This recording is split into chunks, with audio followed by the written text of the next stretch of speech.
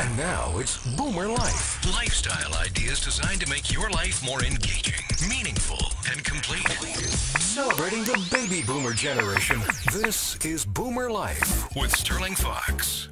Well, hello and welcome to Boomer Life. And on today's episode, we have invited our resident appliance repair expert and guru back to the studio. Jack McIver from McIver's Appliances is with us on this episode of Boomer Life. Nice to see you again, Jack. Thanks, Stirling. Glad to be here. Good to have you with us. You've been in the appliance business in this city for 50 years. That's correct. Yes, I have. So take us back, Jack, to 50 years ago when you first started up in the early 60s. That would be. What was the business like in Vancouver in those days? Well, we had WASC of other independents, all with service departments, and all of them selling reconditioned appliances. Okay, so you decided against that rather awesome lineup of competitors, oh, what the heck, I'm going to go open my own business anyway. So what did you do? What did you set out to do different from the other crowd there, Jack? The only thing I started off with was because I had a very good mechanical aptitude, and had made my living doing mechanical work before I started this business. So I did a lot of rebuilding of, at that time, we started off with wringer washers, and we sold them as fast as we could fix them. So they were going out pretty fast because there weren't a lot of new ones being made then. And then we started with, there weren't a lot of automatic washers, but we started doing repairs to ones that were from the 50s. Okay. And reselling those. And then along comes a fellow from Simplicity Products, which is a company that made the Speed Queen washers and dryers in Canada under license. And they made Simplicity, and they also made Speed Queen. Okay. So I started selling Simplicity in 1965. And then I started selling Maytag in 1966. And then I had Kelvinator and Westinghouse and GE appliances after that, and carried on into the 70s. And when you first started out, did you cover the full spectrum of appliances, as in fridges and washers and dryers, or were you focusing mainly on the laundry room? No, it was everything, and we fixed everything. Yeah. And that was the trick. That was the difference, that you were you could recondition and then resell perfectly good appliances for obviously less than the new model would cost. Yes, that's true, and but they did have a lot of extended life in them. I mean, the appliances made in Canada were the finest appliances ever made in the world, I think, at that time. And so with that kind of quality to begin with, it made your job of rebuilding and refurbishing them a whole lot easier. Our whole country ran on refurbished things. It wasn't just appliances. It's funny you mentioned wringer washers, because I haven't even heard that expression in years and years. And of course, my mom had a wringer washer, and it was a bit of work, but she actually really liked it. Yes, and I think the thing is that, of course, they were very simple. There was no electronics in them. And the new automatic washers that they built, there were winners and there were losers. But the Speed Queen company had made washing machines since 1920, and they had manual washing machines, and they had electric ones, and they were all wringer washers. Right. Yeah. So when you first started out, you've also described now a few product lines and different manufacturers that what you added on to the business as you grew the business. Is that sort of the way that it took? Yes, I think what I found was it was better to grow a business with the type of products that people wanted. As long as they were of proper quality, I would sell them.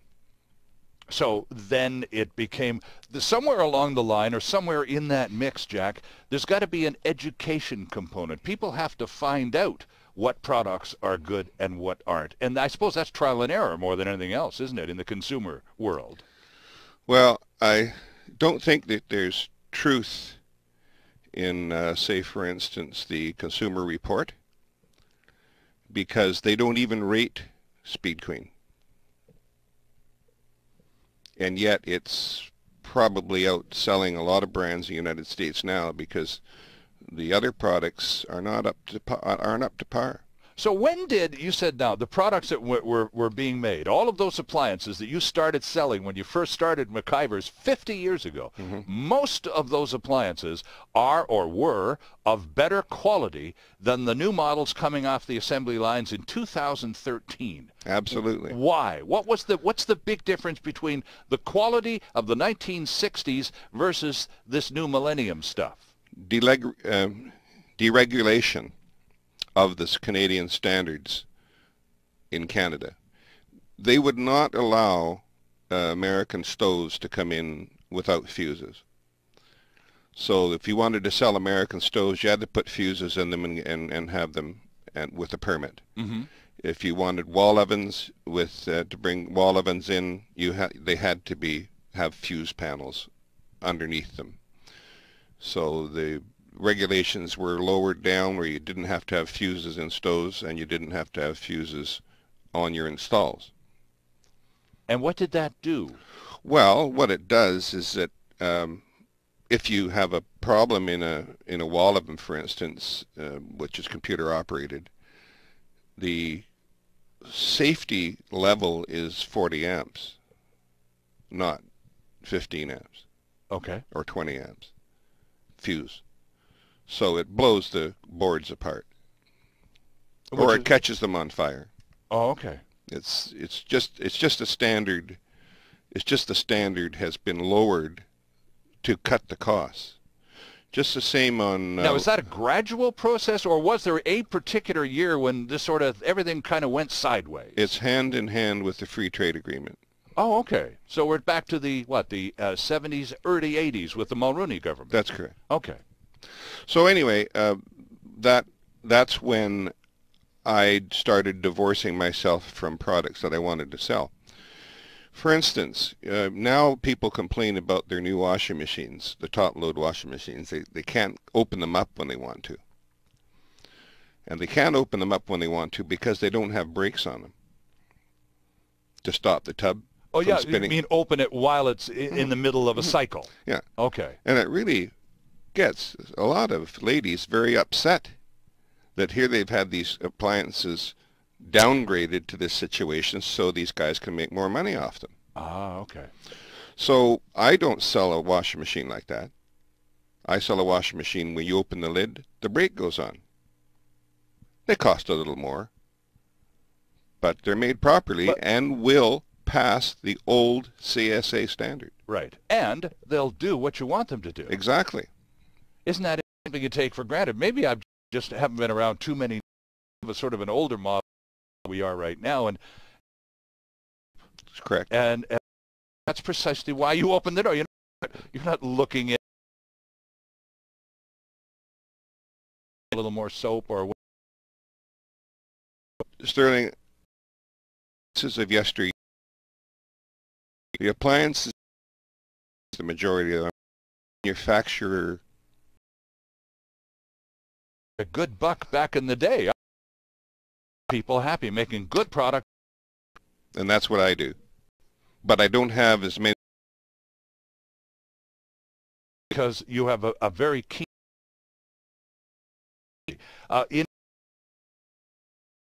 followed by washer dry appliances, and then the last item on the order, you sell more. And the new fridges, yes. Okay. Okay. So what is it about fridges that you, from all of its competitors, right from 64, different with fridges, besides restricting the computer operating systems? Oh, okay. They have like the old knob, the and the freezer's on the top, not on the side and not on the bottom. Oh, okay. Just with control. Manufactured fridge with no computer design, though, is it? No, top, because when you freeze air, Okay. so it doesn't to get the job done. Why are these? I'm thinking. I see more the big pull-out bottom side by side with the capacity. Is the reason being less stuff and keep it cold?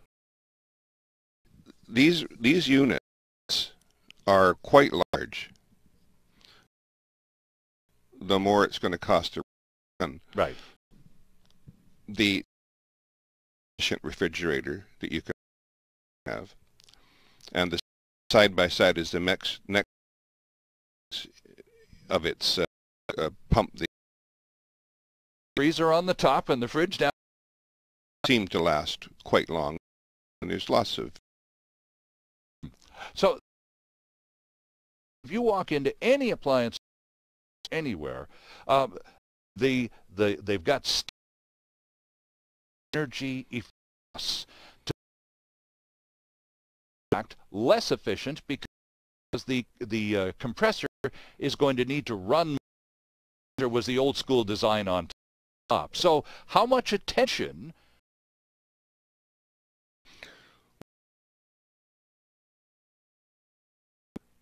I don't think any when you started fails. The compressors are too. That's right? priced most Okay. of them. Yeah. All right. Which is a big selling point. Not see energy efficient. Right. And well, nothing wrong with saving money on hydro now, no, is there? The difference on a efficient refrigerator isn't very much. Okay. Isn't should be again of what you've been telling us. There are the curse on say for round bang new deals in the store. It's a total rip-off because they don't make enough style controls. They have these electronic and overcomplicate. They could make push the stuff out the door, get it into the houses, let it fail enough to aggravate the customer, and put them back in and go looking at those 500 models Right. that are available. You know, the car industry used to be accused of this all the time, that you're talking planned obsolescence, built to fall apart. The car industry isn't pulling that stunt anymore. The foreign manufacturers have forced the North American car manufacturers to turn out some pretty decent quality products in recent years. Is that likely to happen in the appliance world as well? Essentially getting shamed out of planned obsolescence? Well, we have the Ariston dishwashers that we sell, and the computer in a Ariston dishwasher is $215, not $500, okay, or $600 or $800. It's the price of a timer. So when the computer's priced properly relative to the value of the dishwasher, then computers are okay. You mentioned dishwashers. I need to take a break, and when we come back, we've talked about fridges, which is still the most popular appliance category that you sell, but followed very closely by dishwashers, and there's a lot to talk about there. We're so fortunate on this episode of Boomer Life to have the guru of appliance knowledge and repair, Jack McIver from McIver's Appliances at 610 Southeast Marine Drive, east of Fraser in Vancouver. And we'll be back with lots more after this. Canada's only weekly radio show dedicated to the baby boomer lifestyle. This is Boomer Life on AM 650.